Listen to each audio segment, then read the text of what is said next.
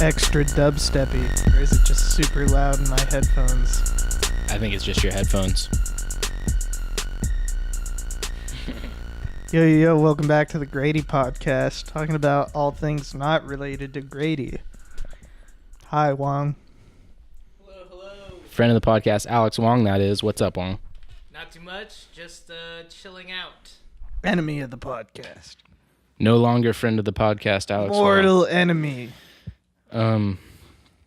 Yeah, and as a matter of fact, while we're talking about beef, you heard that, Grady. This is the Not Grady podcast, as a matter of fact. Did you now. see his sweet snaps today? Today? Yeah. Was it more lip tattoos? No, dude, he sent them like a couple hours ago. It was Navy folk getting wild, Nice. riding each other's shoulders and whatnot. Was that what the lip tattoos was? Was that Navy folk? I was confused by that, Grady. Clarify. Welcome Grady, back. did you or did you not get a lip tattoo? Let us know in the comments if you're still watching. For anybody else who's still watching, this is still Thrown from the One, episode 31. You can't get rid of us. Is this the 1 year? No, wasn't it like later? Like yeah. Whatever. I'm going to say it's the 1 year anniversary every episode until we actually do the 1 year anniversary episode. Episode 31, Super Bowl recap episode / NBA trade deadline. Exciting. That's all we're talking about. It's good stuff. Yeah, getting right into it. We're starting Super Bowl here. The Pats won their 6th. Feels good. I'm not going to lie. It feels good. We're still here. No? All right. Yeah, I mean, it's unbelievable, dude. After this season, start with the fact the Super Bowl loss stat, the last team to win it after a Super Bowl loss, the undefeated Dolphins in a 14-game season in 72, it's 70 whatever, It's unbelievable, man. And the fact that again, they're in 3 out of 4 Super Bowls. They won 3 out of 5, sorry. They're every year they're playing, an extra 3 games every single year. And that's a testament to them as well, because it could be 4, because they'd get to the Super Bowl. Well, no, they play in the AFC East, and it does help, and it always has helped. But I mean, it is the storyline, because the game was underwhelming. The Dolphins have the lowest odds to win the Super Bowl next year of any team. That seems unfair. Are the Dolphins the worst team in the league? Well, they have a new head coach, who's never been a head coach, and they have a totally up in the air quarterback situation. No idea who their quarterback's going to be next year. It's either probably going to be a rookie or Ryan Tannehill. That's not totally up in the air. They have their starting quarterback returning, and they weren't the worst team in the league last year. And I don't think it's totally out of the question that Flores is an upgrade off the bat. I mean, I don't think Gase has ever been a good head coach. He's another, and we always talk about these examples of guys who are play designers and play callers and whatnot, and not coaches. And look at how terrified he was at his Jets press conference. He's not a head coach. He's terrified. Anyway. I think the point there is just that the Patriots keep on ticking. And one of my biggest takeaways from the game is, which we're going to talk about, the fact that neither quarterback was good to varying degrees. I mean, Jared Goff is not good. Tom Brady had a bad performance for Tom Brady in the Super Bowl. I would say he was average at best on the day. I would say it was bad. I would say he hit wide open mediocre guys, and he made one throw. No, he didn't. No, he made more than one throw. I mean, depending on your criteria for throws, if you want to say that, then Jared Goff literally didn't hit a throw in the game. That's fair. Which is fair in that, yeah, I mean, I guess if you want to do that. But no, Brady did have some nice passes. I mean, they just, as a team, which, I mean, he was a part of the reason why they never got a rhythm going, but I don't quite want to get to that. My point, this is last thing, and then we'll talk about the quarterbacks. is that one of the biggest takeaways from the game for me is that Brady wasn't good. They still won. Gronk may retire, but they've got money. They've got these draft picks.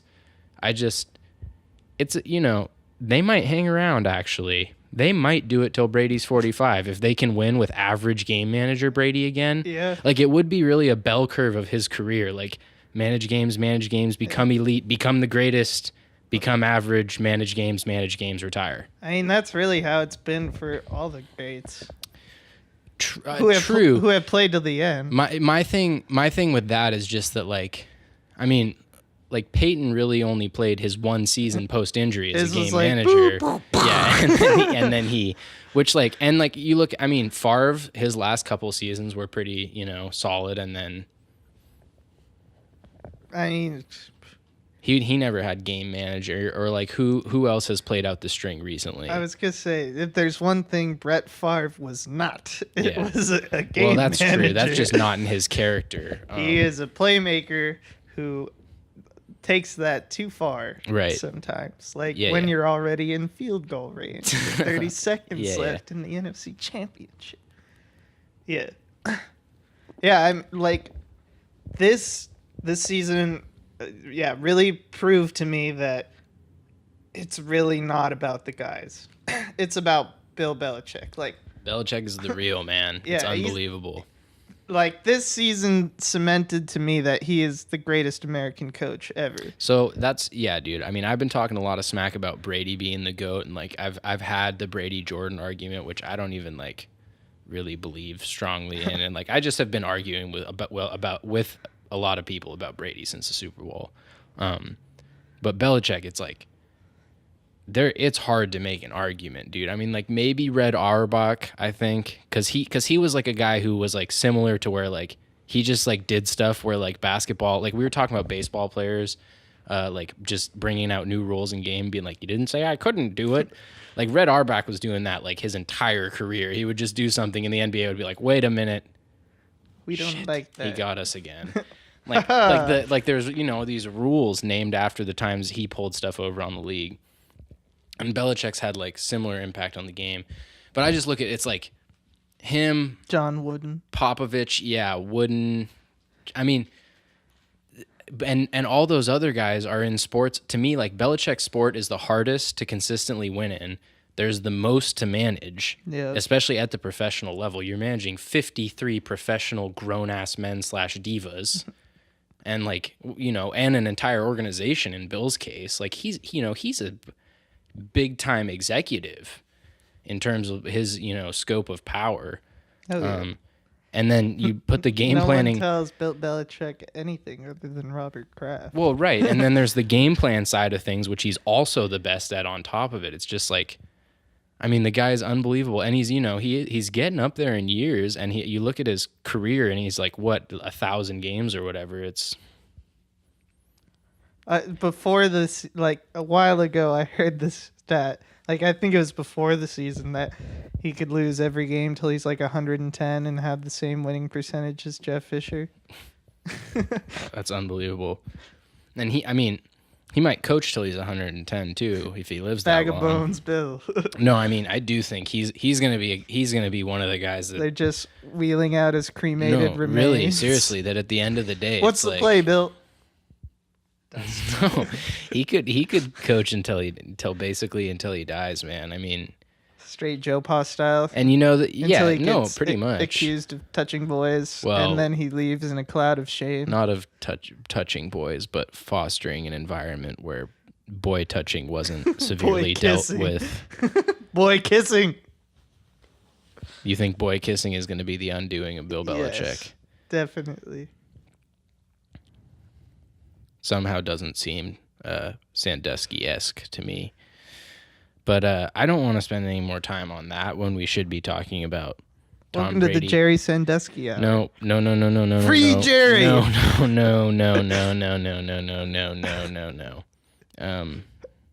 Is he still in prison? Oh, my God. Yes. I think he's in... Yes. Okay, Jeremy, can we please talk about the quarterback I bet you didn't play? think we'd get to Jerry Sandusky No, I don't want to get to Jerry Sandusky anymore, dude. Can we talk about Jared Goff? Sure.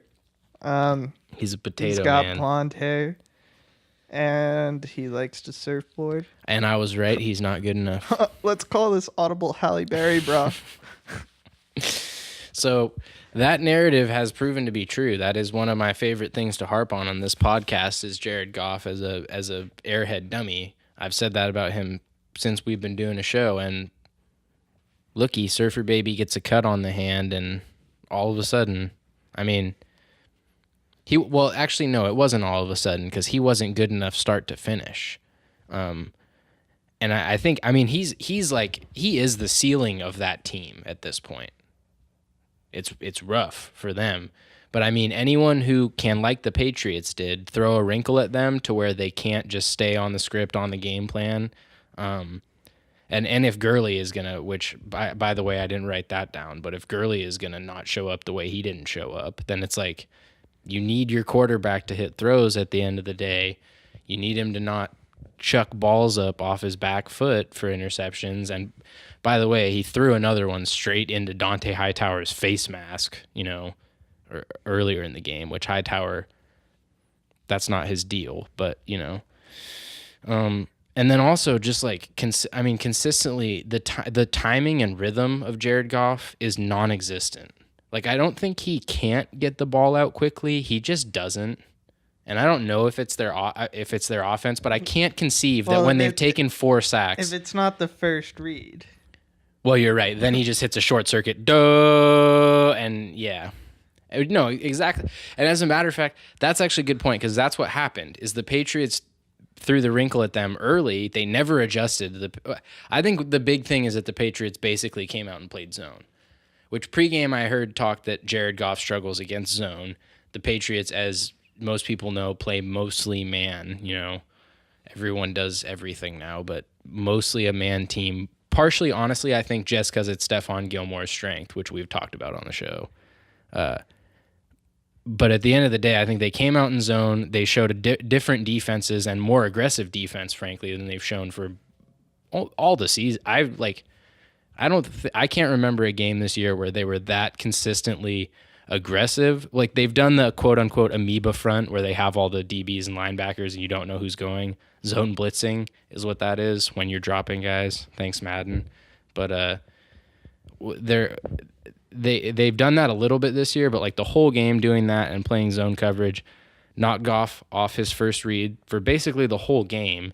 And then what happened is he just stood back there like a potato / ran to the sideline like a potato slowly. Dude, he's not athletic. Like, what is the upside with this kid?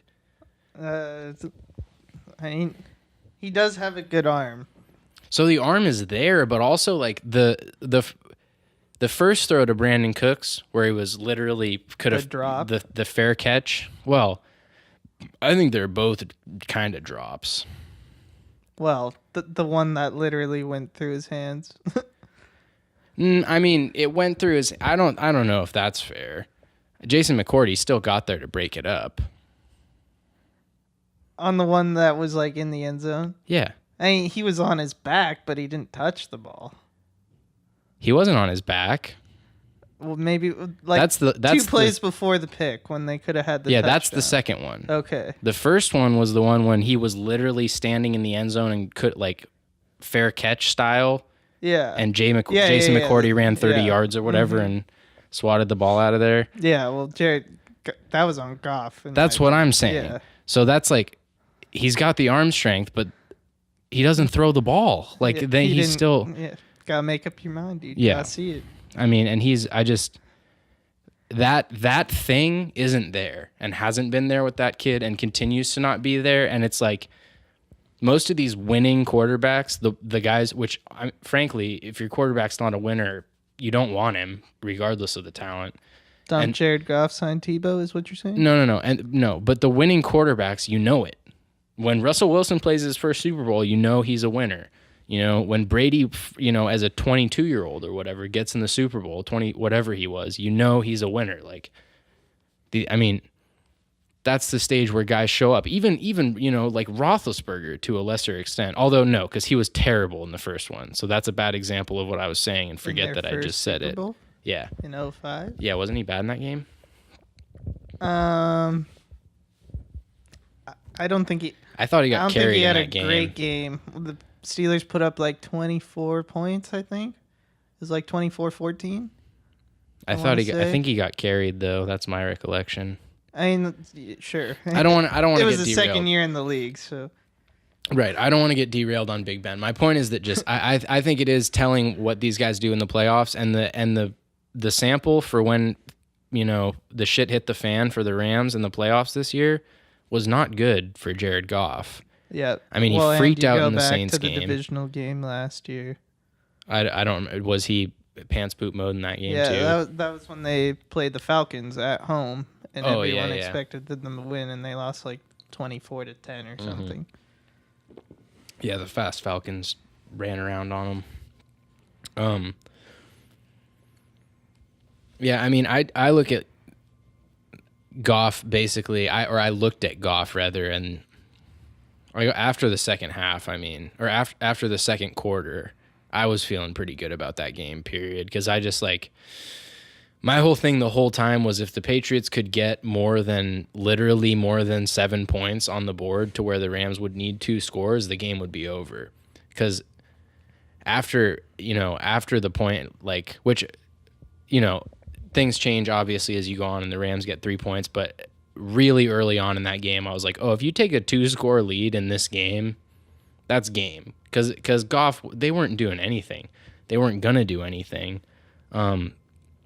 The Gurley thing, dude, I think he's such a big part of that.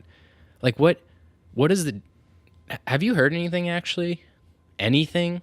Well, about if he's hurt or not? Or Sean McVay said after the game he was fine. I know. So the Rams have been saying... Well, but the weird... so this was people were saying the Rams came out on Tuesday or something and said Gurley wasn't going to have surgery this offseason. And everyone was like, cool, but I thought he wasn't injured. So why is that even a question? Well, he was injured, so I think that's fair. I mean, Patrick Chung, broke his arm in the Super Bowl, but he's having shoulder surgery, which he hasn't been, out with the shoulder or anything like that. It's just these guys, at the end of season, sometimes you need to have something taken care of in that league. So I don't look at that as, as necessarily meaning he was hurt in the Super Bowl.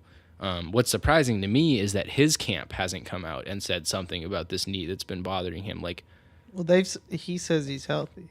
Yeah, so what a softie then? What is the deal? Then there's no excuse. He was a no-show, total no-show. I think he's hurt. I don't care what they say. So why are they saying this then, though? That I can't. It literally doesn't make any sense to me. That I don't know. I mean, up until the game, it makes sense. Say he's 100%, whatever. Don't tip him off.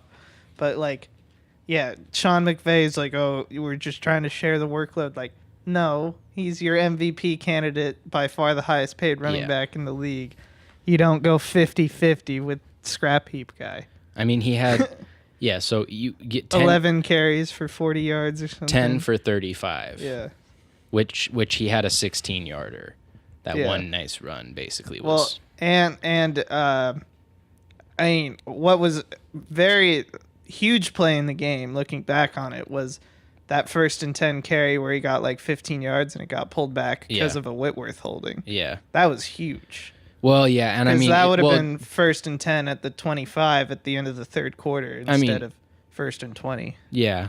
From the 50. No, for sure. And I mean, in this game, all those plays are big because it was a one-score. That's the only redeeming value of this game was that the whole thing was close. Yeah, I mean, even if they just don't turn it over there at 7-6, then they only need a field goal. So, that was a huge play. I also look at on the Gurley front, though, because he had 10 carries, Anderson had 7, and Robert Woods has 1. But how do you only run the ball 18 times? In a one-possession game. Exactly. That's what I look at. I look at their stats, and then Goff weren't on the field, dude. Goff went 19 of 38. The Patriots were on the field the whole game. But if you're the Rams and Goff's not working, this is okay. So if not running, this was one of my talking points. They had to do something, dude, because giving the ball to Goff, you weren't going to win. Like, run the ball, throw screens. They had to get the Patriots off Goff, and they just didn't. They just kept putting him six-step drops. You know who would have helped a lot? Cooper Kupp. Well, obviously, Tavon but that's Austin. not how it works, dude. I mean, but that's the deal in the Super Bowl. Oh, yeah. Like, the Patriots have been very lucky with health this year. Tavon Austin also would have helped. Yeah, but those guys weren't in the game. And Tavon Austin isn't a Ram. Yeah, not in the game. I mean, did they trade him this season? Yeah, he's on the Cowboys. I don't care about Tavon Austin. He's not even a good punt returner. That's the only thing he's good at. The sweeps? No, dude, that's gadget stuff. Anyone can do that. No, but you look at these stats, and it looks like I don't buy. I mean, they weren't on the field because they didn't get any first downs. Throwing the ball with Jared Goff wasn't getting first downs. Like, how can you throw the ball 38 times and run it 18 times if you're the Rams down by one possession lead, literally the whole game? Yep. You know? Well, and most of the game down by a field goal, dude. Like, all you need to do is rip off a couple first. And also, which I feel like their O-line did not really show up to this game, honestly, because I heard a lot about them, and they didn't really run the ball with any success. Goff takes 4 sacks and was basically getting flushed all day, which partly was the creative defense by the Patriots, but I also and partly was, again, throwing the ball 38 times and just letting the guys pin their ears back at him. But you got to try and get those guys going, that offensive line. Like, you have to power your way into a rhythm because, again, you can't win the game on every drive. It's a one-possession game. Like, maybe reevaluate when they do score the touchdown, but up until that point, like, just try and get your rhythm. And I just felt like there was no, and this was a problem for both teams. I also feel like the Patriots took like why are they throwing deep to Chris Hogan on Marcus Peters on third down, especially, but ever? I was just about to say, one of my key takeaways from the season is that good teams aren't scared of third and short. No, dude. And that's what that's whereas McVay, I feel like McVay every time, like, they're in like a 3rd and 2, where everything, like, running the ball should be, McVay every time trusts his mind to get that wide receiver open rather than his players. And they're a little too cute for their own good, for sure. Because then if they do run it, it's going to be like they line up in the double wing and then 2 guys go in motion out there and 1 guy motions back and then he motions to the other side, hard count, and then a halfback dive. But it's always got to be like all this, like, sometimes you just got to line up, run a play, go. And that's like, I feel like the Patriots didn't have any offensive rhythm in this, which, by the way, McVay did acknowledge as much after the game, and I still feel pretty good about him coming out of this weekend. I mean, he's young. He's so young, dude, and it was his first time. Like, we've seen head coaches in the last couple of years poop their pants in that game, their first time there, Dan Quinn definitely pooped his pants. It happens, and he's a lot older and more experienced. And that was his 3rd time there. Oh, yeah, no, you're right, actually. No, you're right. As a head coach, that was his first time, but McVay's never even been close. Yeah. Yeah, no, for sure, actually. McVay's never even really been on a winning team other than his own. Yeah. The Redskins was his first job, right? Went to the playoffs once. Yeah, so I mean, and again, part of the reason I feel that way about the weekend for him was his, like, humility after the game, and he basically owned up to, like, not being ready, which they weren't. And he said he got caught up in the game and didn't have a good feel for rhythm calling the plays, which was totally the case. But I also feel like if the Patriots had their usual rhythm, then they could have taken this game over. And the Rams defense did show up to play. Both defenses definitely showed up to play. Yeah. But the plays were there for both teams as well. The Rams did what we were talking about, actually more so for the Patriots, but for both teams. But what the Rams did a good job of, particularly on Brady's pick, was they were showing man playing zone and showing zone playing man. Like on Brady's pick, I can't remember who it was, but someone motioned and the corner followed him, which indicates man, and it was not man. And so Brady thought he had man wasn't accounting for that underneath receiver and tried to jam it in there and couldn't. On Brady's pick? Yeah. Well, he also just missed the throw. Fair enough. I mean, if he would have just hit him in both hands squarely, then it's 5-yard gain or whatever. But yeah, I feel like there was a lot of that just out of sync. That stuff felt like Brady, but the play calling felt like a factor to me as well.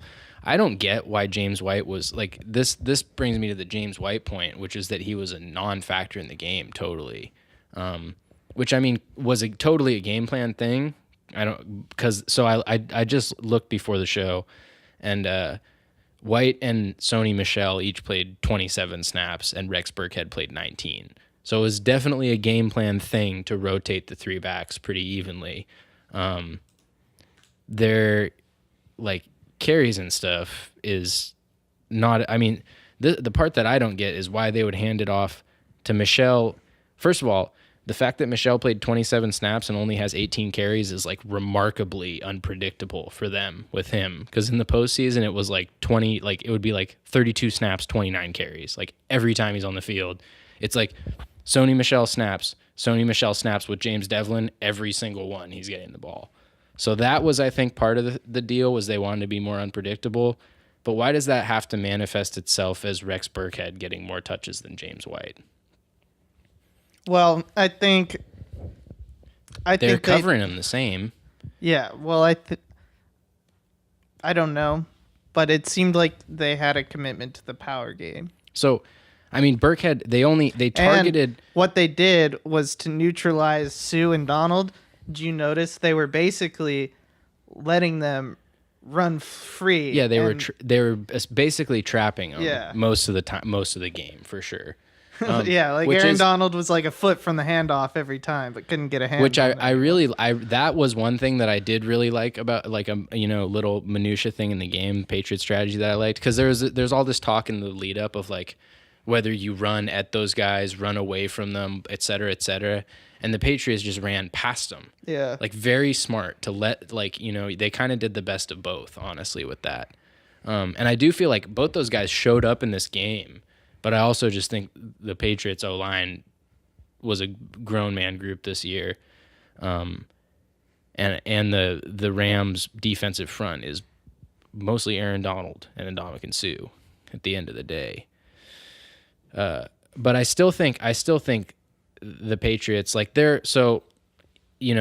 as a team they average 5 yards a carry. Like Burkhead is over 6 and Sony Michel is over 5. So. Run the ball for sure, but I do feel like they spend a lot of time banging their head against the wall running the ball, when as a team they're typically just as good if they line up in rhythm, chuck it to someone in the flat, just throw it to someone in space, and their team, something we've talked about is their team blocking, that works on those plays too. Throw it to a running back, throw it to a receiver, one guy makes a block, one guy misses, and you get a first down, and it's like it's the same risk reward for them basically as a run when it's pitch and catch, which, maybe they weren't feeling good about Brady, which I don't know. I don't know why that would be, and I don't think that that's the case. I did on the mic'd up thing. Did you hear him call for the field goal though? Mic'd up, no. So Brady actually said kick it in the end when they were talking about going for it or not. Brady was like the voice of basically. Kick the ball, it's a 40-yarder and the game's over, which was what I was saying. I was like, I don't trust Gostkowski either, but you have to win the game right now. Me and Sean called that he was going to shank that first field goal. Yeah. Oh, me too, dude. 100%. He lined up and I was like, going left. Yep. It's going left. Well, he does, dude. Every time. The end of their season, the last game, every year has to have at least some kind of miss from him. No, I know. I sat here, they lined up, and it just hit me. I was like, oh, God, he's missing it. And he kicked it and he missed it. He's like, yep, he missed it. Not surprised, not emotional, just he got okay. And then I was hoping on the last one that he had gotten it out of the way, and when it started, I thought it was gonna miss. Dude, I thought it was gonna miss. It hurt so bad. Especially because I was being so vocal, because I was watching the game with my dad, and he's like saying, like, you gotta go for it, blah, blah. I'm like, no. You just, like, if you think about it mathematically, like, dude, it's a 40-yarder. My dad's like that too. Yeah, I'm like, think about the math, I know. Dad. It's like it's what would AWS do, man? Yeah. Like, what would Jeff Bezos do in the situation? You're telling me, dude. I live in data, dude. I'm a shrill to the numbers. Yeah, dude. So we did some calculations, and at the end of the day, a 40-yarder, even with your sketchy kicker, is a better chance than fourth down play. And it's like, the other thing to me that stood out about that situation was how comfortable I was once he hit it, because the onside kick is not a factor anymore. Yeah, it's impossible. So pretty much once he kicked it, and my dad is also someone who's like, it's not like when the Patriots go behind, the game can be over and it's just a lost cause. But when they're ahead, it's just, we're always assuming that the Atlanta miracle is about to happen the other way around. Like, they kicked the field goal and he's still freaking out. And as soon as he hit it, I'm like, well, they can't get an onside kick. They can't get 2 scores. It's with no timeouts in that situation, there was absolutely no way. Which, I don't know if, like, I mean, it's still so close at that point. I don't think for most people it would take the air out of the game, but I sat back at that point. And I was like underwhelmed and exhausted by the game, so I was going to have a hard time getting excited no matter how it ended, but it was tiresome. I've heard like just like the clowning like stories I've heard about like Boston sports fans like I can't remember who it was, but someone was like, yeah, you know, I was watching the game with some Patriots fans, and, you know, like during the Atlanta game, like even the Atlanta game, like they were freaking out. They were turning couches. This game, they were just like, all right, where's the trophy emoji so I can put 6 of them on Instagram and then hit the hay. I felt like it was happening. Well, seriously, dude, after the first quarter, I mean, I was still stressing, but I mean, I had like, which, I mean, I sat on this couch next to my dad, who's like gets as stressed out and near cardiac arrest as I do every time we watch the Patriots. It's, you know, in the playoffs, the regular season doesn't matter anymore. But like, and especially obviously the Super Bowl. But both of us, like I said, after the first half, we just kind of sat here and like looked at each other like, Goff's not good enough. They're not going to score. If the Patriots at any point can put more points on the board, or points on the board, I guess, then like game. And I felt that way. You know, they start rolling there, yeah, but at the end of the day, I had so much confidence built in that they were going to Rams it up, whether it was going to be a Roby Coleman penalty or a soft play by Brandon Cooks or a dumb play by Goff. Like, I just knew that something Ramsey was going to happen, and they all made their Rams appearances. All of the little things showed up, which was nice. And yeah. So I guess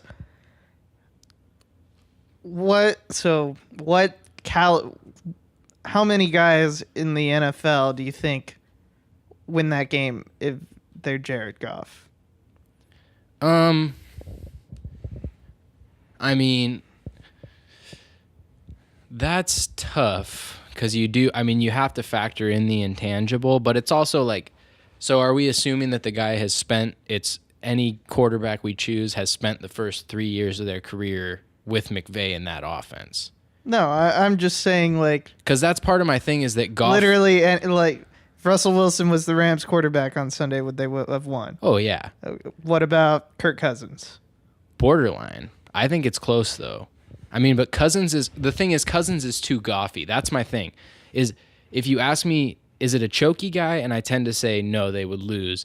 Is it a guy like Flacco? I think might have beat the Patriots in that game because he would have hit a couple bombs and he would have been less dumb throughout the rest of the game. You know, what's funny is I was literally thinking that like today. Or Roethlisberger would have beat the Pats in that game for sure. I was thinking about the Ravens and I was like, you know, like, I mean, the Ravens weren't going to make the playoffs with Flacco, but like if they were going to win the Super Bowl, it was going to be with Flacco somehow. Yeah, right. No, but Flacco, Roethlisberger, I mean, Breeze absolutely thrashes them, honestly. Not thrashes, but I think it's the opposite of what I've said about the Patriots. I think Breeze, if you have Drew Brees in that exact game with the Rams and Sean McVay, you probably end up with a 24-7, 24-3 type of game for the Rams. I mean, a lot of it comes back to what, like you say, they just couldn't stay on the field. I mean, it is tough, and I understand it's hard to watch these teams, but I understand when as a team you start feeling like we have to take advantage of any chance we get to score, even if it's on like a one play basis, which is like, again, it's really sad. I mean, that's high school stuff, dude. Like, you should be able to score with your offense, not a play. Yeah. You know? And that's the not Rams who the Rams in the fourth are. quarter should have just ran Hail Mary every single time. No, seriously. It's like chuck it to Jake. He's the strongest. He'll make the play. Like, that's not, yeah. It's not how that works. And I don't quite feel like that was their offense, but I do feel like there just was not a consistent enough effort or idea. I don't know. Bill figured it out, dude. That's what he does. Chris Sims mentioned once that when they played the Texans just in a regular season game, his like weekly assignment was to figure out where JJ Watt was lining up, which side of the ball he was lining up on, dependent on each look, so that he could report back and they could basically throw to the opposite side every time. Yeah, that is what they do. And that is what they did. I mean, yeah, it's, we've said it. Belichick's greatness manifests in that game. It's sort of unlikely, but solid win for this team. They keep on doing it. Do you want to talk about the MVP? I think it's Jules. Just you look at the stats, and another thing is I do feel like he was the good majority of the game the best player on the field. There's no arguing with that. My only argument is that most of it was low impact yardage. Well, I know, but that's not. I mean, most of it was low impact yardage, but if that's the case, then Gronk is the MVP. Yeah. Because Gronk's 2 catches were the 2 biggest plays in the game, That's what I was saying, was like, honestly, like, other than he only had 2 catches for 30 yards, like, it was the one play. That was the game. Right. So Gronk really was the MVP. But, I mean, I personally would have given it to Gilmore. I don't give him the MVP because Goff chucked him one. He got beat a couple times too in the game. I mean, but he also had the forced fumble, 5 pass breakups. It was 3 passes defended. I looked it up. Which I also say that Jason McCourty's 2 pass breakups were as big of plays, arguably, other than the pick. But again, Goff, I mean, that was a duck. I think Gilmore is, I would consider like the unsung hero of this season. Unsung? He's a first-team All-Pro. He's overrated, much less unsung. Okay, that's true. But I mean, he's not a hero. He's a guy who he forces them to play man every week. He's not a hero. He's one of their best defensive players, but one of their biggest issues is their lack of defensive talent. Yeah. He's not a hero. I mean, but he's just... James Devlin is an unsung hero of this season because he made Sony Michel work. Stephon Gilmore is a first-team All-Pro. People say he's the best corner in the league. He can't cover anyone one-on-one for a whole game. And also, by the way, the best corners in the league type of guys, which maybe there just isn't anyone right now because no one actually does flash to the front of my mind, but it's like these guys just don't get beat that much. He gets beat like every week. He still gets beat. On a play or two. I don't know. And usually it's blowing zone assignments, but also, and I said this about Richard Sherman, so I'll be consistent. You can't be blowing coverages and be the best corner in the game. And he blows coverages sometimes. I was going to say, I really don't know. I don't know if there's really an elite guy like in both man and zone coverage in the league right now. Yeah, I think the closest is Jalen Ramsey. Not a total and there shutdown. hasn't been anyone since Darrelle Revis. Yeah, not a total shutdown. But I also I don't think you can be a first team All-Pro and be an unsung hero. Fair enough. My point is just, no one in Boston's talking about Stephon Gilmore. He's he was a free agent. Some people are. He's a free agent turned first team All-Pro. Well, yeah, a free agent who's the highest paid a free agent highest paid cornerback in the league. That's Is he actually? Yeah. Oh. Or he was at the time. It was $14.5 million or whatever. Ouch. Yeah. Fair enough. Yeah, so I don't, I didn't know he was making that kind of money. No, he finally just lived up to his contract. Shouldn't have given him that kind of money. Absolutely not, Jeremy. I've been so mad about this the whole time. It's part of why I have a bias against the player as a result of it, as a matter of fact, because he's not. I mean, he's a really good corner. He's their second best defensive player. And that's okay. So that's another one. Like Trey Flowers is an unsung hero of this season, I think, nationally. People in Boston, Patriots fans love him. Yeah, I was gonna say I saw on one of the Patriots posts, like the top comment was an account just called "Pay Trey Flowers," and it would just said, "I'm gonna post a picture of Trey Flowers every day until he gets paid." I hope they pay him. I absolutely hope they pay him, and we'll do off-season stuff next week. But no, I mean he's. And I feel that way, and a lot of Patriots fans feel strongly about this guy. And he was just, without a doubt, this season he was their best defensive player. And I feel like mostly just because he doesn't get the sacks, and that's what tends to make people notice on a national scale. Yeah. But Trey Flowers was a borderline game wrecker for them this season at times, and it's just, the last guy they had who was close to that was Chandler Jones, who gets a lot of love still for all of his empty sack numbers, when I feel like he's not not even an elite player at this point. Another big money guy, and I'd be much happier if they pay Trey Flowers than Chandler Jones, because Flowers plays the run. I mean, he shows up every week.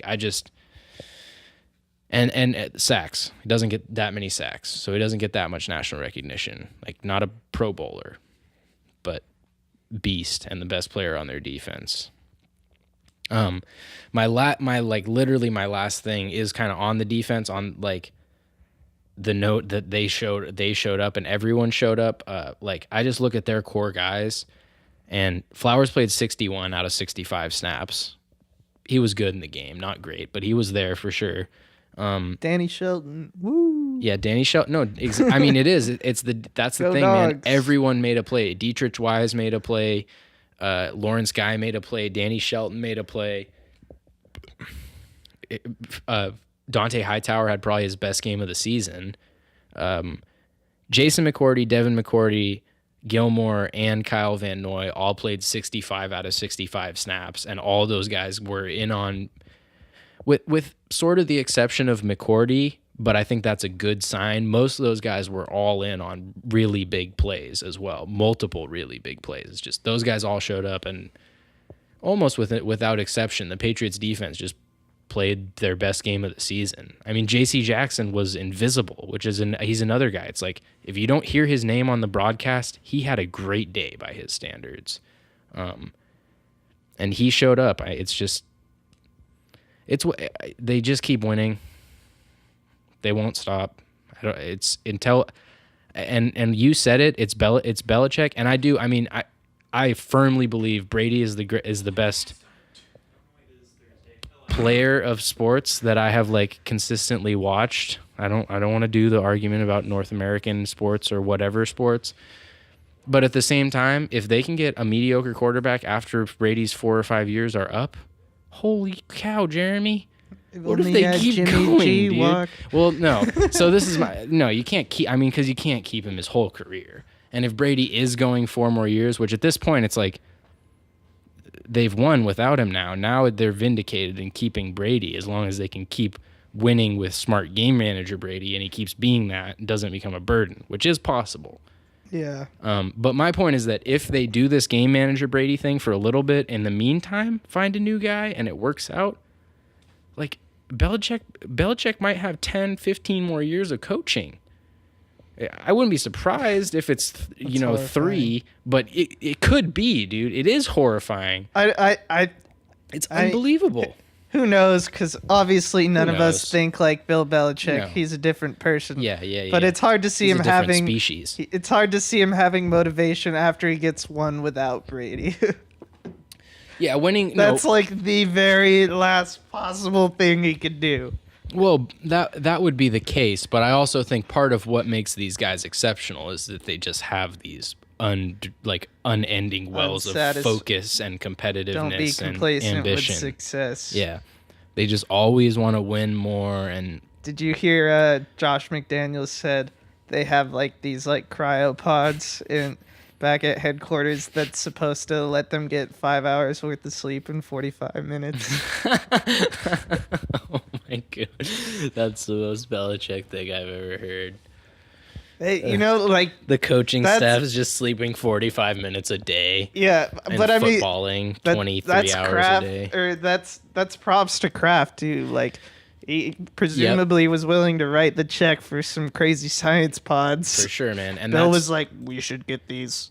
Well, and that's the main thing to me is that at least into next season, and we'll see about the rest of it, man, we've got the holy trinity of Brady, Belichick, and Kraft, which is, I mean, Kraft, I actually said after the game, because I was getting a little emotional about like seeing Robert Kraft and everything. Because what he's meant to that team. I mean, he's again another guy who's kind of unsung hero for a billionaire. Well, he's the owner everyone wants. That's what I'm saying. He's like the best. Willing to he's cut the best, checks dude. and not gonna get his opinion in the way. Yep. He gets good. Well, and it's not even just owner. He's like one of the like, and most businesses just aren't this visible. But he's like, that's what you want in like business person. Like he gets the best manager. He steps back. Whenever there's like conflict, he shows up and he's the voice of reason, and then he goes back to his jet or whatever, He hops on his plate. Yeah. Or his helicopter. No, but like he's just, I mean, he's only Does there Kraft at the right helicopter times. to and fro? I would imagine. I don't know, dude. I don't know. I remember. But sorry, Kraft, Brady, Belichick, and McDaniels is back. Like it's Brady and McDaniels. I think now are a key pair as well. Because as long as you have the two of them, you can figure it out.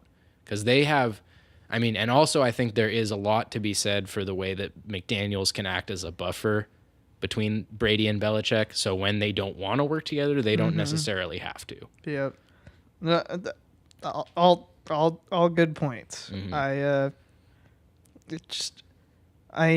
There's obviously a pretty good chance that by 43, Brady can't even really manage games. Absolutely. He might hit a cliff. No, absolutely. He might hit a cliff in training camp and Bill might retire after next season. My point is it only takes getting hit like one throw. No, right. Get a little tear. No, absolutely anything can happen to Brady, and and I wouldn't be surprised with what I know about Brady at this point, if with any change of opinion or anything, and the same goes for Bill for that matter. But at the same time, I just look at it and like, I thought these guys were, like, this was it, and I was hanging on for dear life, and all of a sudden, I'm starting to believe them that they might be here to stay for a little bit, And not just starting to believe them, not necessarily starting to believe them, but it's like I hadn't even considered the possibility that Brady might actually hit 45. But it's like now that because I think about it and I'm like, well, they don't need him to be great. Actually, he could just stick around. Yeah, it'd be crazy. It's crazy, dude. 4 more years. It's unbelievable. That still seems it like is unbelievable. It's really hard for me to imagine him playing past the year after next. But I just look at him and like. The guy got so much better after like 33 years old. He hit his peak at like 33. That's weird. What, in like 2013? Yeah, 2012. Well, I guess 2010, so around 30. Yeah. But like Brady didn't really become the Brady he is now until around 2010. He had 4 Super Bowls. Yeah. 3 Super Bowls. Well, the 3 Super Bowls, but also like the first loss to the Giants, which I think was a huge deal for them. And then also 2010, he had gone from the 2007 team where he was elite top of the league Tom Brady, but also had this whole deal to being angry Tom who takes over the whole field and like really the field general, figurehead of the whole thing. He's always been the figurehead. I just think around 2010 is when he really like came on par with like Peyton's mental. And then also just still had his competitive ability and the combination meant that's when he just started taking over games. And now it's, now it's everyone sits on the sideline and just goes like, don't give Brady the ball, just don't give Brady the ball in the playoffs. Yeah, I mean, yeah, I don't think Bill really asked him, much for his opinion until after 3 Super Bowl wins. And I mean, the dude's a genius of the game. I don't know if he's quite Peyton Manning. I don't know if anyone is Peyton Manning, not even Tom Brady. I don't know, man. I just listen to Bill Belichick talk about Peyton Manning. Yeah, but that's just Bill about, he just gushes and he gushes about, I mean, he'll gush about once his guys retire, he'll gush about him, but he doesn't gush about like his own active players. That totally true. But he gets gushy. I mean, dude, I heard some Bill sound. Oh, I got to remember what it was about. Somebody asked him about something, like about Jason McCourty recovering on the Brandon Cooks one, like the closing speed or something this week, and he oh my God, he like got so excited, dude. He literally, so Bill, can you tell me a little bit about the play? And then he interrupts reporter. Oh my God, it was unbelievable! Like just freaking out, dude. He does get excited about football, but that's not even. That's getting distracted because I don't want to like downsell Peyton Manning. I just like, if there is a difference, it's so negligible. I don't think you can quantify it because when Brady is on, there's no like, what more can you do? I mean, maybe Peyton's not look at your wide receivers. So maybe Peyton's left-handed preparation. No, maybe Peyton's preparation was better, but Brady's command of games is unlike anything I've ever seen, and that's partly the Patriots thing and their ability to adjust on the fly, which is also something that's distinguished them. But Brady is all like. Brady does a lot of stuff on the field, man. Like, they do have a great offense and McDaniels is a great coach, but there's a lot of like, we're going to roll with this because this is what Tom wants to do on that team. Yeah. Well, and I think it makes a big, like Peyton Manning, a lot of people consider him the greatest regular season quarterback ever, but when you've only won 1 Super Bowl, it's a lot. I mean, if you're in the huddle in the divisional round or whatever, and Tom Brady says we're going to do this, you're like, all right, this guy's done it 5 times. Yeah. Well, right, and that's okay. So maybe that plays into like the command thing I'm talking about too. Is Brady also? It's not just his mental; it's his ability to like actually be. It's the Brady. It's like the him walking up to the line in that game means something. Like if you're drafted, if you're coming in as a rookie, as a Patriots player, you're like, I'm gonna call him sir. Yeah, no, seriously, or dad, Papa, Papa. So. We're at 52 minutes. We should take a break. Yeah, that's what I was going to say. So we're going to take a break, and then pretty quick, we're going to wrap up with NBA trade deadline, go over those deals and what it means for the Celtics, what it means for our hearts. We'll be right back. Beavers tend to live in fresh water. Quack, dude. We're back on Thrown from the One. Wrapping up the NBA trade deadline in the second half of today's show. We talked about the Kristaps Porzingis trade last week. That was basically the last thing to happen before the wave of deadline deals. Should talk about MLG Rocket League, dude. We have been saying that we're going to do more Rocket League talk on the podcast. This is a variety sports show, even virtual rocket sports. Esports athletes are athletes too, no doubt. I did not do my research though, so I can't tell you anything. Shroud is the best PUBG player. Gordon Hayward plays League. Shaq owns a League team. Shaq owns a League team? Yeah. I feel like a lot of people there's tons of athletes who have invested in like the esports shit. Yeah. We're going super long, dude. Can we let's talk about trades? No. Let's talk about cribbage. So on Monday, in my opinion, the first notable deadline trade. First things first, we're gonna just run down all the deals because they're all of these I would say are notable. Rodney Hood to Portland, for Nick Stauskas, Wade Baldwin, and 2 seconds from Cleveland. Can you explain why Portland would give up 2 second-round draft picks for Rodney Hood? Not that 2 seconds in the NBA is that much, mind you, with Nick Stauskas, and I don't know who Wade Baldwin is, but why would you give up all that for Rodney Hood? Is he an expiring deal? I have no. I don't have Rodney Hood's contract situation off the top of my head, surprisingly. Jeremy, get Rodney Hood's contract situation out of the bottom of your head. I'd have to get it into my head. He must. No, he's on a 1-year, $3 million deal. So, yeah. And he's an unrestricted free agent. So they traded 2 seconds for a rental Rodney Hood. Weird. All right, Blazers, that's why you're never, ever, ever going to win, ever, if you keep this up.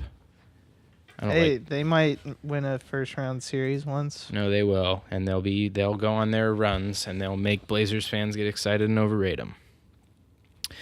The Bulls trade Bobby Portis, Jabari Parker, and a second to the Wizards for Otto Porter. Seems steep. Also, less so, but I don't know. I think that's a good trade. I guess it's a pretty good two-way. Actually, you know what? It's a pretty good two-way trade for both teams. And I guess the Bulls. The one thing about Porter is he is getting paid, but the Bulls doesn't matter. They have pay money. Him. Yeah. So who are they paying? So that's fine. That trade is a who's the highest paid player on the Bulls right now? Who knows? But that's a non-starter.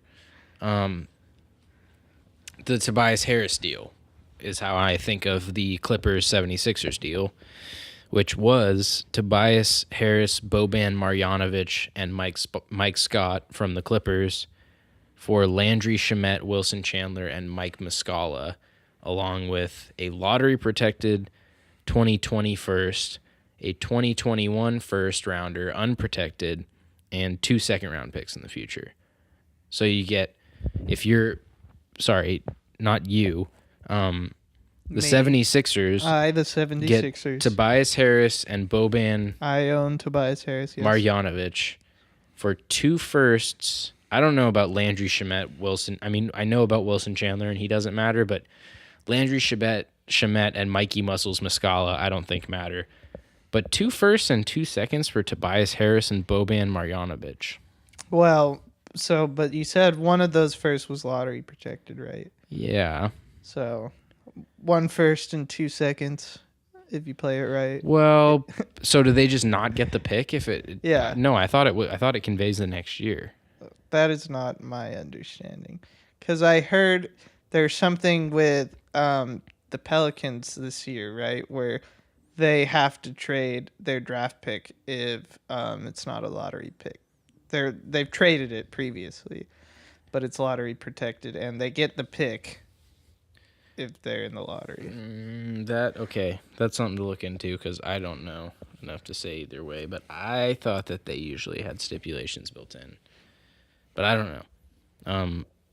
But it's still a first and 2. I don't get the point of Tobias Harris for that team. I guess. Oh my God, Riley.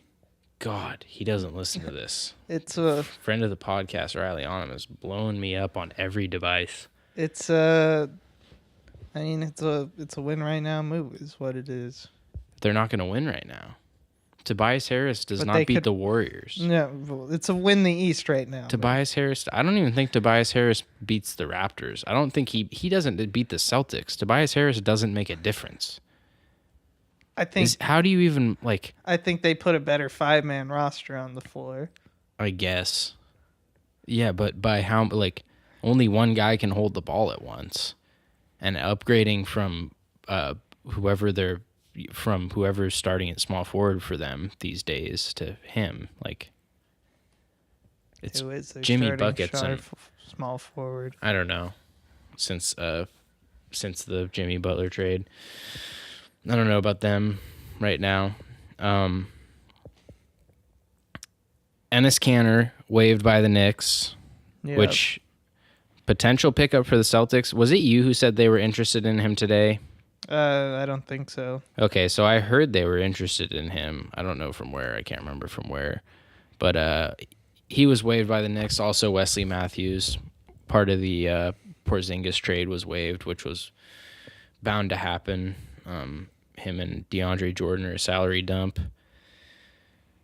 The Grizzlies and Raptors made a Marc Gasol deal. This one I feel like is all-time leading scorer, Marc Gasol, dude. Yeah, so the Grizzlies' all-time leading scorer, Marc Gasol, gets shipped to Toronto for Jonas Valanciunas, C.J. Miles, DeLon Wright, and a second in 2024. Feels a little steep to me, but it's another win-now move. And honestly, for the Raptors for this season, I don't think it's a bad move. Season. Yeah. I don't think it's a bad move for them. No guarantees you'll have Kawhi. 2024 second literally means nothing, and I don't think C.J. Miles or Valanciunas, when you're swapping Marc Gasol into his place, because Marc Gasol is really a better Jonas Valanciunas. So a 2024 second rounder is literally a 7th grader. Yeah, exactly. Eighth grader. Yeah, an 8th grader who you can probably trade someone who's not even in the league right now for. If you want a second in the future, like you can get second rounders in the NBA. In the middle of a game last night, Harrison Barnes traded, or I don't know if the trade officially processed, but Harrison Barnes traded in the middle of the game is what I'm going to say. Braun was butthurt. Yeah, to the Kings from the Mavericks for Zach Randolph and Justin Jackson. This must be a salary thing, I would imagine. Don't care about that deal. Also, I mean, I really don't see what the big deal is with trading a mid-game. Why does that matter? Yeah, I don't. I mean, it's weird. It's versus weird to right find out after the game. Yeah, I was gonna say it's weird to find out that you're traded mid-game. But who cares? Your whole life, you gotta move across the country tonight. Like you're leaving either way. Yeah, for sure. Yeah, and then the final deal, So this deal is honestly a cluster. It's a 3-team trade with Houston, Sacramento, and Cleveland. Iman Shumpert ends up in Houston. Sacramento gets a 2020 second from Houston, and Alec Burks from Cleveland. And Cleveland gets Brandon Knight, Marquise Chris, a 2019 first, and a 2022 second in exchange for Nick Stauskas and Wade Baldwin. I mean, this trade... Is Brandon Knight related to Bob Knight? No, and that's the key point I think we can take away from this. No, the key point is that... somehow Cleveland finagled a first out of this whole thing. Out of Iman Shumpert. Out of Wade Baldwin, Nick Stauskas. And, Iman Shumpert, I mean, he wasn't from the, somehow out of all these guys moving around, all these irrelevant guards, Cleveland gets Brandon Knight in a first. Good for them. I mean, and obviously, Jeremy, the biggest trade of all, the one that didn't happen. Yep. So, Anthony Davis stays put.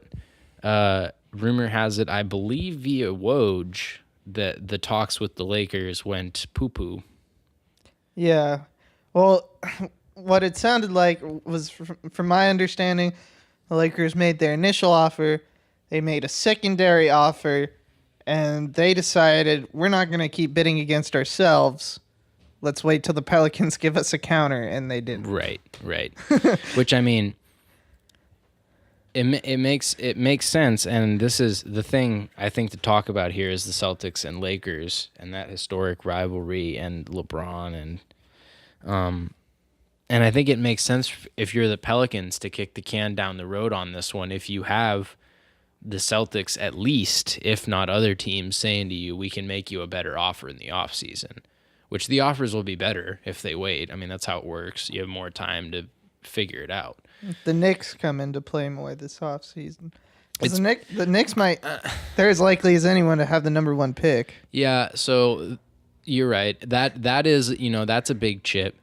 That is scary. Because one of my takeaways from the deadline is that the Knicks have so much money. so much. Like they have, I mean, 2 max guys this offseason. And they're New York. And they might have the number 1 draft pick. So if they get the number 1 pick, that's another big chip to play with. You get Zion and you sign one of the big free agents, or you trade that number 1 pick, trade for a big guy and get one of the big free agents. Either way, the Knicks should end up with 2 big guys on their team by the start of next season. So if you're the Pelicans, would you take the number 1 pick and Dennis Smith Jr. for AD? And Dennis Smith Jr. Mm-hmm. Does that so let's say, does that beat if Jason Tatum, Terry Rozier, and the Celtics' best pick in this year or next year's draft? I don't know what their best prospect is. That's tough. Yeah. That's gonna be really hard to say until the draft slots are finalized. Okay, but here's a better question, because another thing that doesn't necessarily go without saying is that there were reports this week that Tatum was on the table potentially in Anthony Davis talks, or would be potentially on the table. Well, I'd expect that. Well, so he would need. That was kind of going to be my point, is that I think he needs to be, if they're going to get it. They can't compete with any of these offers without Tatum in the package. And I don't really know how I feel about it. If Anthony Davis doesn't want to be in Boston and Kyrie doesn't want to be in Boston, are we just giving these guys a location to collude for a season until they can... Which, I mean, that's not how the contracts work out, but it's just like, I'm living it right now with Kyrie, and it sucks. It's like, I just all the time stressing. Every time he plays good, stressing. When he plays bad, stressing. So from the Celtics' perspective, I wouldn't go after AD unless I have Kyrie solidified. And then if I have Kyrie solidified, I'd give up whatever for AD. So that's a fair point, because I would at least start there. Because I would still have to, if I'm including Tatum, like any package that's including Tatum, I want the guy to at least say like he's potentially going to re-sign. I mean, right now his camp is the news is that they don't want to be in Boston. So if you have Kyrie locked up long term, that's incentive. Who cares? Who didn't want to be there? Paul George. Yeah, and he's not there. Well, I mean, he wanted to be in LA walking. Now he's still in Oklahoma City walking. He is still in Oklahoma City. And you know what? I wouldn't be freaking shocked if Kawhi stayed either. And Kevin Garnett didn't want to be in Boston originally either. So I didn't remember that. Yeah, he didn't. So it's definitely possible. And they have Brad. They have one of the most loyal fan bases. Pretty stable team. They could seduce him for sure, but also it's like, what if he comes in and we relive this year and we're losing to the Lakers on Rondo buzzer beaters, and next thing you know, the chemistry is down the toilet. No one trusts the coach, and AD wants out ASAP. Because it's one, if things go bad in the beginning of the season and they start to snowball, then AD is gone and you have no Tatum and no AD and bitter Kyrie, and then you're the Cavs. And I don't want to be the Cavs. But at least you got Kyrie. And then you got to trade Kyrie for like an undersized point guard who's going to need hip surgery, which is going to destroy his explosiveness, so he'll never have a career again, and a couple role players who are borderline overplayed. So basically, this is all going to cycle back to the Celtics become the Celtics of old, but 5 years older? I think they become the Cavs. So they signed D-Wade? They could sign D-Wade. Yeah. Yeah, I don't know. I mean, this is, Remember when, before the season started last year, I just remember all the videos of Bron, D-Wade, IT kicking it, smoking cigars together, having a good old time, Mark. It's funny to think about, actually.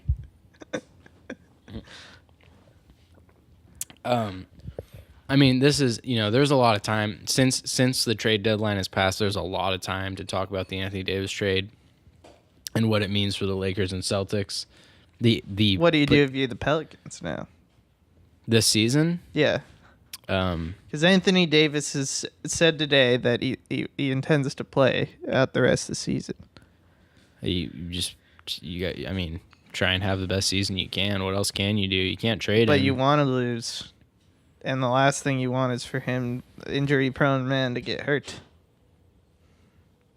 Are you saying to bench Anthony Davis? Can you do that? Is that even allowed in the NBA? I feel like if you did that... Well, so Adam Silver wrote a letter, I remember a couple years ago about this. Yeah. And basically said don't do it, but I don't think there's ever been punishments put in place. Okay, I mean, if it's allowed... What stops you from putting a guy on the injury report? Yeah, especially when they're Anthony Davis. Well, putting him on the injury report is a separate thing, because you're definitely not allowed to do that. You can't fabricate injuries. But I don't know if you can just coach's decision DNP the guy 60 games in a row or whatever, 40 games in a row, 20, 30 games in a row. Create injury, hurt him. Okay. But we just said not to, the whole point of not playing him. Well, okay, you break his finger. Something that doesn't matter. Okay, yeah, and then just keep him on the injury report with a broken finger for the rest of this. Yeah, he's got a finger splint. Can't play. No, I mean, I also, I don't know. I mean, they're not going to be relevant pretty much no matter what they do, but I also just look at, if you're the Pelicans at the Smoothie King Center, it's you got to hang on to any scrap of goodwill you have left with your fan base, or not left, but any scrap of goodwill that you've built. It's I just think you have to try if you're that franchise, and they're not going to try and maintain profitability, or try and actually win some games eventually. No, I think they're pretty similar.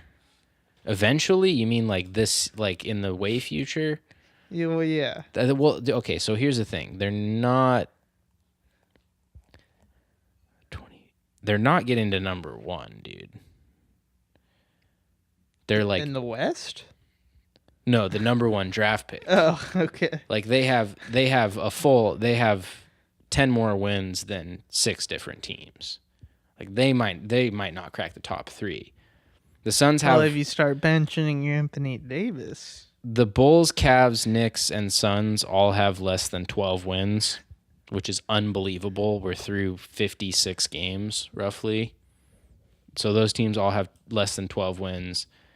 And the Pelicans have 24, so they're doubling those teams up. So you're telling me if you bench Anthony Davis for the rest of the season that you can't lose every game? The problem is that they would literally pretty much need to lose every game to outpace these teams. Because the Suns are only going to win. They're on a 12-game losing streak. They're going to win 3 more the whole season. What a terrible franchise. Oh, unbelievable. Wretched. And the painful thing is that they always have been. They had Steve Nash and Amari Stoudemire and a little bit of talent, Sean Marion. They actually had some sneaky talented teams. And Mike D'Antoni's offense. Well, yeah, I mean, that's different. But Mike D'Antoni's offenses score a lot of points, and they made the playoffs, but they've always just been a loser. I mean, Steve Nash never won anything, and he's underrated, I think, as a result of Most valuable Canadian. He was. Well, most valuable Canadian basketball player. Well, the Steve Nash, rec centers are straight, YMCA's up there. Makes me happy. Pleases me. I have heard that. Yeah, the Vancouver Steve Nash Club. I can't get over the Suns record. That is brutal. Oh, the Knicks are on a 14-game losing streak. Even better. Yeah, I mean, they're not getting to number 1. I just think it's what's the difference? And they're not, I mean, realistically, they might have, I think they have the 8th worst record in the league. So yeah, it's what's the difference between 5 to 10? All those guys are going to be crapshoot in the NBA. Maybe you don't get the one you want, but you have just as good a chance of getting an all-star as everyone else in there.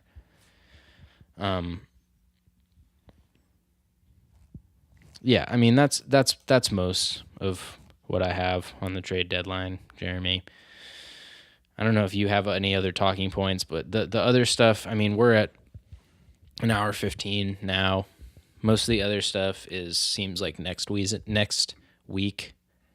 points when we don't have football stuff to talk about and whatnot. We're about to enter the black hole, so dark times. Save our topics staying while we true can. The blue. That's me, always staying true to the blue. Yeah. On that note, thanks for tuning in. Episode 31. Official Mariners prediction: 95 wins. Throwing from the one, the Mariners are not winning 95 games. 95 wins. Mariners might not win 59 games next year. Vegas has our over/under at 74.5. Walk. Okay. Like us on Facebook at Throwing from the One. Subscribe on YouTube, Throwing from the One podcast. Comment on literally anything.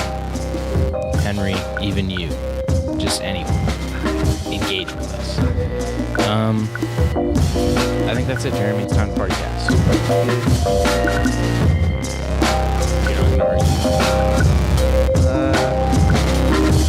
don't really have anything though. Oh, Lonzo's better than LeBron though. That's true. Yeah. LeBron will never win a championship without Lonzo. What else? I really don't got much else to say. Markelle Fultz is the greatest American athlete ever.